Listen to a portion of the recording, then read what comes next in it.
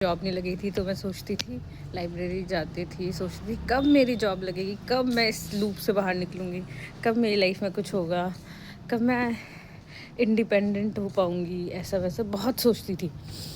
और जब घर पे थी तो अच्छा खासा खाना मिलता था, घर वाले थे, ध्यान रखते थे, बहुत कुछ होता था। लेकिन अब कुछ नहीं होता है। अब यहाँ पे मैंने घर पे कुछ नहीं करती थी, मतलब सुबह नाश्ता-वाश्ता करके लाइब्रेरी जाओ, शाम को आओ, फरमाइशों की होती थी लंबी चौड़ी लिस्ट और उस हिसाब से बनता था खाना और उसमें भी बहुत ज़्यादा ड्रामे भी करती थी मैं।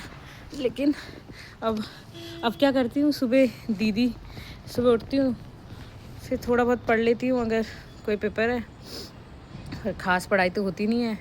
फिर उसके बाद दीदी के साथ कुछ ब्रेकफास्ट में हेल्प करती हूँ, फिर ऑफ़िस चल जाती हूँ। 10 बजे से 5 बजे तक ऑफ़िस से आती हूँ, बैग रखती हूँ और सीधा काम करने लग जाती हूँ, सब्ज़ी काटने लग जाती हूँ। ऐसा लगता है बहुत ही ज़्यादा चेंज हो गई लाइफ़। अब कुछ भी खा लेती हूँ मैं, कुछ भी खा लेती हूँ।